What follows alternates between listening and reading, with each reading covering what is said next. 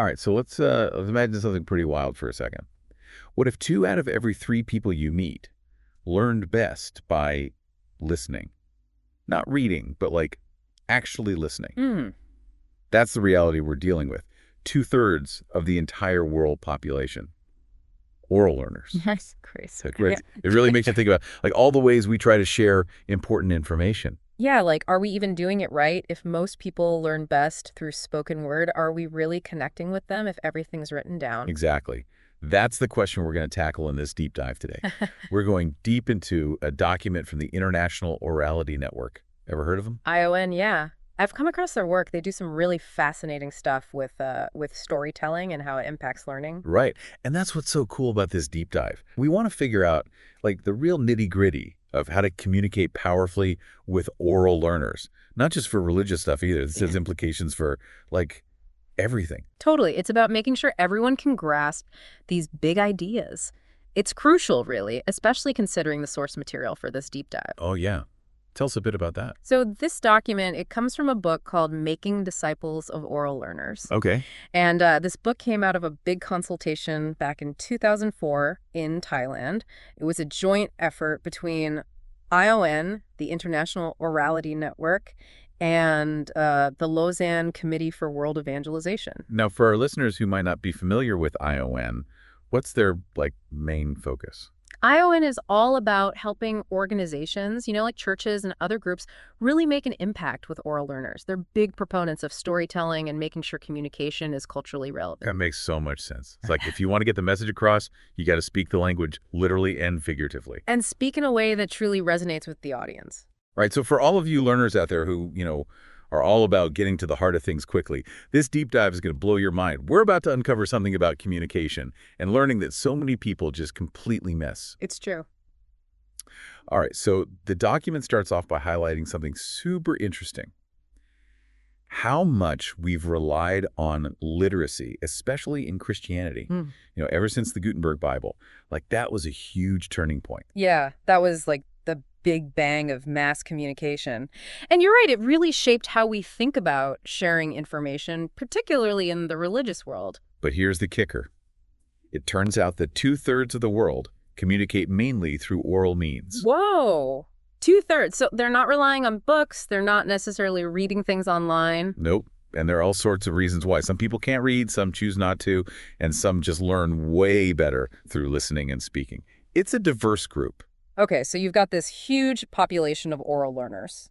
But then, and this is the mind-blowing part, the document says about 90% of people doing, let's say, Christian outreach are using communication that's super literacy-focused, like heavy on the text and stuff. 90%. That's like a massive disconnect. Right, and the implications are huge. How effective can you be if you're speaking one language and most people are fluent in another? Makes you think.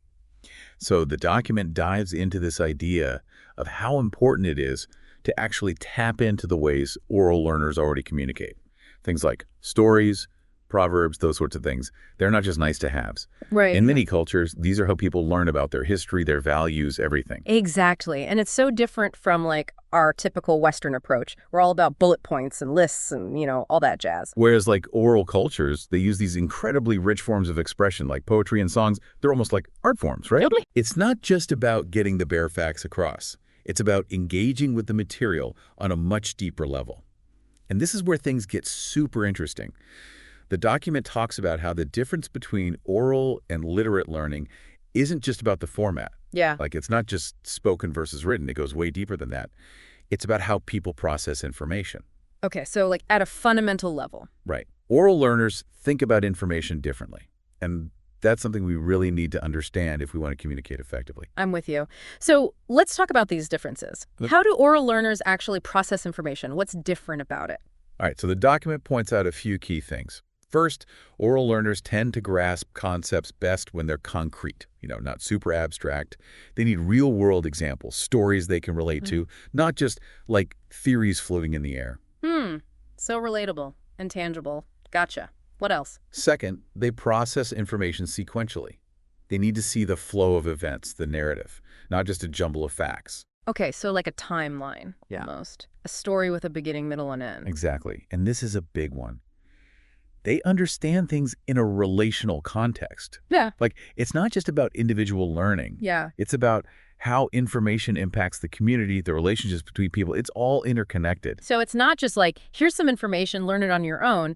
It's about understanding how it fits into the bigger picture of their world. Exactly.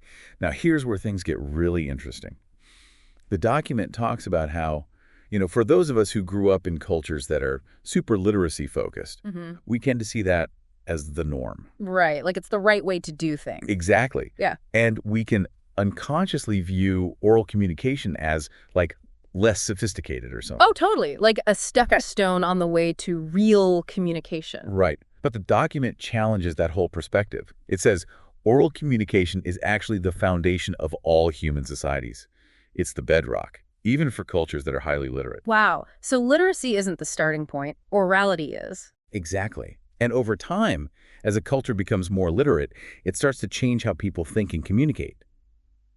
And those in highly literate cultures, they might not even realize how different their communication patterns have become compared to the rest of the world. That's so fascinating. It's like we've developed this literacy lens that filters everything we see and how we share information. Totally. And that brings us to a really important point. Yeah. The limitations of just trying to, oralize written content. Yeah, like just because you read something out loud doesn't mean it's suddenly going to resonate with an oral learner. Exactly. The document makes this clear. Just putting written material into audio format or video, it doesn't magically make it effective for oral learners. Right. Because written communication often has these inherent features that can be hard for oral learners to grasp. Complex sentences, abstract vocab, that kind of stuff. So even if you're speaking the words, the underlying structure of the message is still literacy-based, and that can be a huge barrier. Absolutely. So what the document really emphasizes is that we need a totally different mindset when communicating with oral learners. It's not just about the delivery method. It's about the entire design of the message. Makes sense. So how do we actually do that? What does effective communication with oral learners look like? Well, the document outlines 5 key aspects. And the first one is using appropriate oral strategies to make information accessible. Okay, so what kind of strategies are we talking about? Well, having written translations in people's heart languages is a good thing, obviously. Sure. But the document points out that for folks who can't read, those translations are basically useless. It's like a locked door. Makes sense. You can't access what you can't read. Right. So they advocate for oral storytelling as the crucial first step. And then you can add in things like audio presentations, maybe some radio broadcasts of those stories, and then even visual aids like illustrations or films that depict the stories. They call this creating an oral Bible. Interesting. So it's like a multi-layered approach, starting with the core element of oral storytelling. Exactly. And the document emphasizes that this isn't just for initial outreach. It's about providing a way for people to truly grasp the material and keep learning over time through these accessible means. What's the second key aspect? The second one is using oral communication patterns to actually convey the message. So now we're not just talking about the format, but the whole way the information is structured. It's like you need to actually think and communicate in an oral style, not just deliver something orally. Right. And the goal here is really ambitious. It's about helping entire communities not only hear the message, but really understand it deeply, connect with it on a personal level, and be able to easily share it with others in their community. It's about making the message part of the fabric of their lives. Exactly. And one of the key tools here is something called chronological Bible storying. Chronological Bible story. Okay, break that down for us. So it involves presenting the core stories from the Bible, but in a sequential format, following the timeline. So it's like a narrative unfolding, which is how oral learners tend to process information naturally. Oh, that's clever.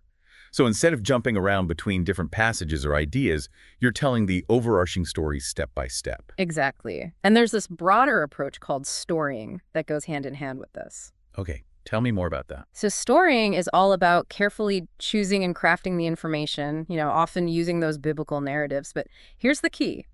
It's done with input from local leaders and people in the community. So you're ensuring the stories are accurate, but also that they resonate with the culture and worldview of the people you're trying to reach. That makes total sense. It's like you're building a bridge between the message and the people. Precisely. You're tailoring the message to the audience. And in many oral cultures, storytelling is a super interactive experience. People are asking questions, discussing the meaning, really engaging with the storyteller. It's not just passive listening. That's so different from how we often think about storytelling. It's more like a dialogue almost. Exactly. And this leads us to the third aspect, equipping relational narrative communicators. Okay, so this is about making sure the communication can continue within the community itself, right? Yeah, Like it's sustainable. you got it. It's about making sure this isn't just a one-time thing. Can storytelling be the foundation for a long-term movement? Can it support learning, discipleship, and the development of local leaders? Those are the big questions. So is storytelling actually a viable model for that kind of growth? Well, the document points to the experience of people who've worked extensively in oral cultures, and they found that storying is not only viable, but often the best way to create a sustainable indigenous-led movement. That's encouraging, but how do you make sure it's sustainable? The key is reproducibility. The methods have to be easily replicable by the community itself. So, new believers need to be able to share what they've learned, teach others, using the same storytelling methods they experienced. It's like creating a ripple effect. One person shares with another and then another and so on. Exactly. And because they're using methods that are already familiar and valued in their culture, it just feels natural. Awesome. So what's the fourth key aspect? The fourth one is using oral means to avoid misunderstandings. This is all about preserving the integrity of the message as it's being shared. That's super important. You don't want the message getting distorted or mixed up with other beliefs. Right. And the document stresses that communicating in the heart language in a culturally sensitive way is absolutely crucial to avoid syncretism. Syncretism. Remind us what that means again. So syncretism is when you have this unintentional blending of, traditional beliefs and practices with the core message. It's like they get mixed together and the original message can get lost. Oh, I see. So if you're not careful, the message can morph into something totally different. Exactly. And it's not just about translating the words correctly. The materials themselves and how they're presented need to be developed with a deep understanding of the audience's worldview. Like you need to be aware of their cultural context and how they see the world. Precisely. And the stories you choose, how you frame them, it can all shape their understanding. And to make sure the message stays accurate over time, the document highlights the importance of recorded oral versions of the stories.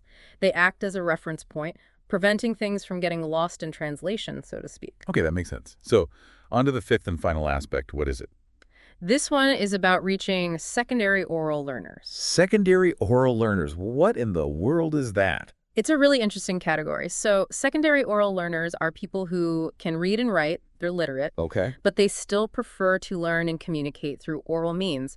It's a choice, not a limitation. So they could read a book, but they'd rather listen to an audiobook or watch a video about it. Exactly. And the document links this trend to the rise of electronic media, what they call secondary orality. Oh, right. Like radio, TV, podcasts, the internet, all these things that deliver information through sound and visuals. Exactly. And even in highly literate societies, a lot of people get their information this way. They might watch the news, learn new skills, all through these oral mediums. It's like we're wired for stories, even if we can read. Totally. And the document gives a cool example of this. Brazil, they say, kind of skipped over a strong print culture in some ways. They went from a traditional oral culture straight to the electronic age.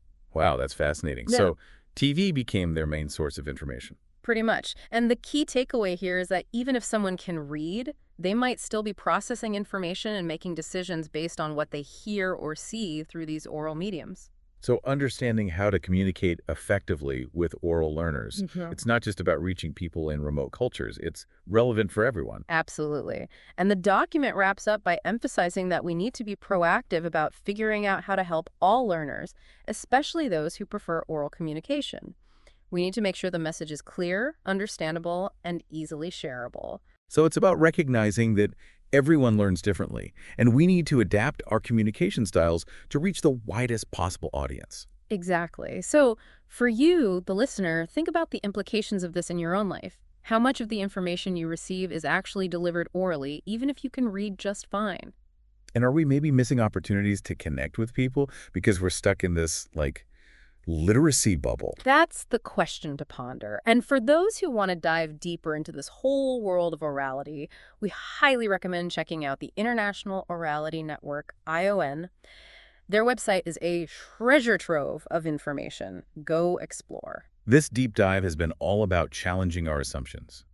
We often think of literacy as the be-all and end-all of communication. But the truth is, it's just one piece of the puzzle. And if we want to truly connect with people, we need to embrace the power of oral communication. It's time to start speaking the language of the majority.